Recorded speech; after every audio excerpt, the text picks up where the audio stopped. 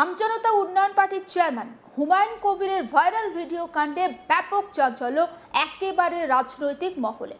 বীরভূম জেলায় 11টি বিধানসভা কেন্দ্রে এজেইউপি মোট 9টি কেন্দ্রে প্রার্থী দিয়েছে, কারণ 2টি আসনে এজেইউপির সমর্থনে মিম প্রার্থী দিয়েছিল। এক কথায় জোটের প্রার্থী রয়েছে সেখানে। তবে যখন তৃণমূল কংগ্রেস সেই স্টিং অপারেশনটা সামনে নিয়ে আসে আমজনতা উন্নয়ন পার্টির, তখন হুমায়ুন কবিরের সঙ্গে জোট না করার কথা একেবারে জানিয়ে দিয়েছে মিম এবং সোশ্যাল মিডিয়ায় একটি পোস্ট করেছিল মিম, এবং সেই পোস্ট করে জানিয়ে দেওয়া হয় যে তারা এই জোটে থাকছেন না। আসাদউদ্দিন ওয়াইসির দল আমজনতা উন্নয়ন পার্টির সঙ্গে 25শে মার্চ যে জোটের কথা সাংবাদিক বৈঠক করে জানিয়েছিল, সেই জোট তারা করছে না। বীরভূমের মোহাম্মদবাজার এলাকায় এজেইউপি প্রার্থীদের সমর্থনে প্রচার করছিলেন হুমায়ুন কবির, কিন্তু অন্যদিকে বীরভূম জেলার সিউড়ি থানায় অভিযোগ দায়ের হলো হুমায়ুন কবিরের বিরুদ্ধে। আর সেই অভিযোগ দায়ের করেছে রাষ্ট্রীয় অল্প সংখ্যক আরক্ষণ মোর্চা। এই সংগঠনের নেতা হাজি মোহাম্মদ পারভেজ সিদ্দিকী তিনি বলেন, বাবরি মসজিদের নামে মুসলিম সম্প্রদায়ের ভাবাবেগকে আঘাত করা হয়েছে। হাজার কোটি টাকার ভিডিও ডিল সামনে আসছে, তা অত্যন্ত নিন্দনীয় ঘটনা। মুসলিম সমাজ এই ধরনের ঘটনা মেনে নেবে না, তার জন্য সিউড়ি থানায় লিখিত অভিযোগ দায়ের করা হয়েছে।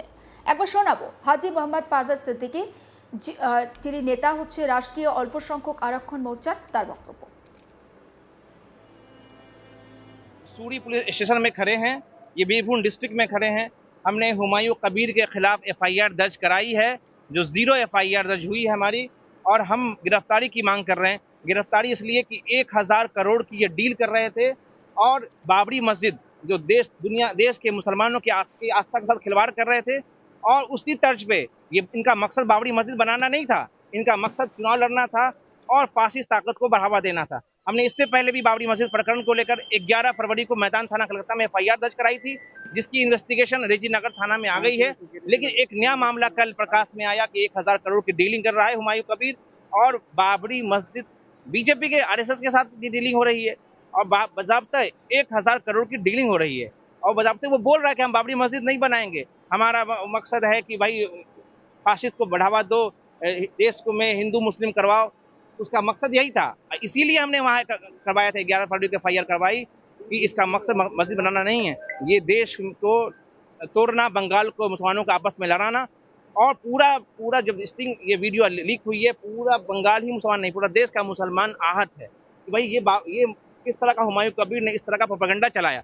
हम यहाँ थाना पहुँचे हैं, हम तत्काल इसकी गिरफ्तारी की मांग करते हैं। बंगाल पुलिस से हमने गिरफ्तारी की मांग किया है, और हमने ये कहा है जल्द से जल्द इसके हुमायूं कबीर की गिरफ्तारी हो, और ताकि ये देश के मुसलमानों के साथ जो आस्था के साथ खेला, और उसको असदुद्दीन ओवैसी जाके वो सपोर्ट कर रहा है, सहयोग कर रहा है, तो उनको भी चेहरे पर तमाचा पड़ा है। देश का मुसलमानों ने उसको तमाचा मारने का काम किया है कि हुमायूं कबीर तो दलाली कर रहा था, उसके साथ साथ ओवैसी भी आगे दलाली करने के लिए।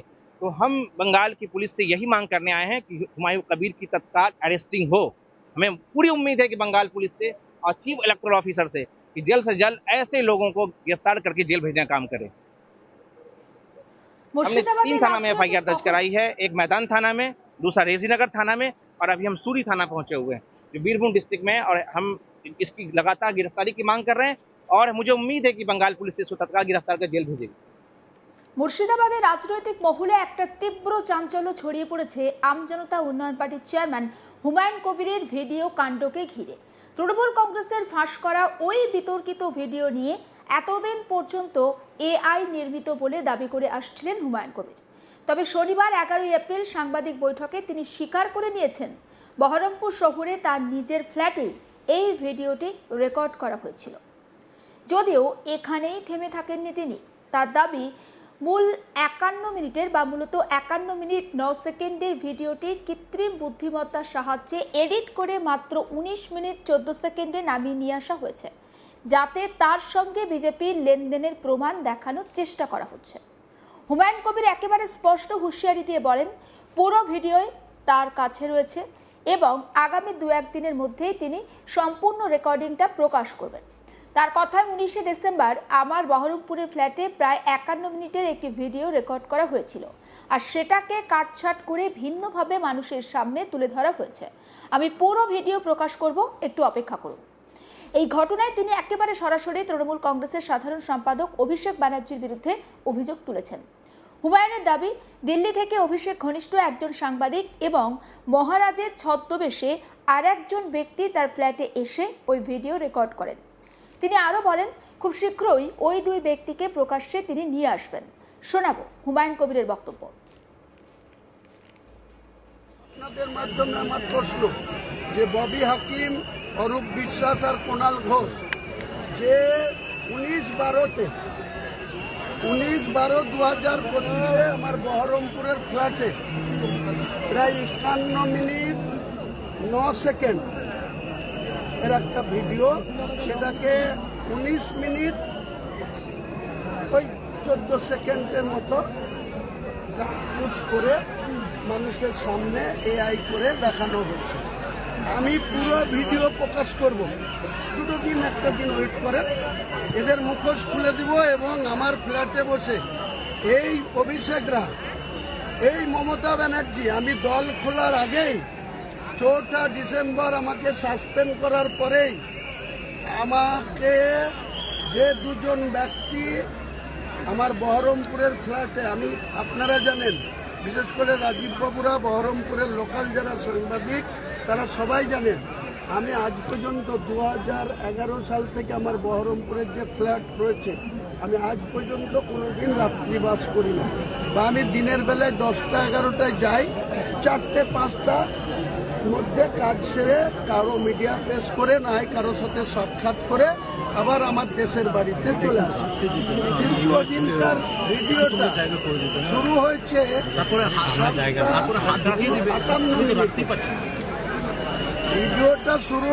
7:58 মিনিটে।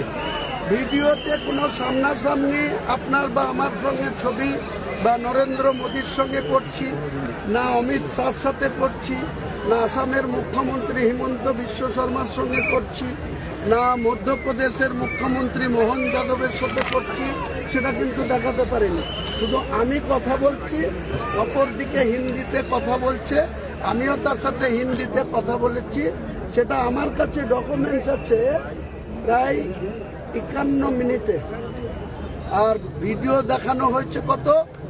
19 মিনিট 14 সেকেন্ডে। আমি পুরো ভিডিও সামনে আনবো। সেই ভিডিও অভিষেক বন্দ্যোপাধ্যায় শিলিগুড়ি থেকে লোক পাঠিয়ে একজন মহারাজের বেশে এবং একজন সাংবাদিক সেজে, সে দিল্লির সাংবাদিক, অভিষেকের লোক, সেই সাংবাদিককেও তুলে আনবো এবং এই মহারাজকেও তুলে আনবো আপনাদের সামনে। এটা প্ল্যান। হুমায়ুন কবিরকে মুসলমান নেতা হতে দেবে না, মুসলমানদের নেতা হতে দেবে না। ভারতবর্ষের সংবিধানে শুধু হিন্দু কমিউনিটির লোকরাই নেতা থাকবে। সমস্ত খবরের আপডেট পৌঁছে দেবো আপনাদের কাছে। অবশ্যই নজর রাখুন আজ তাক বাংলায়। সাবস্ক্রাইব করতে ভুলবেন না।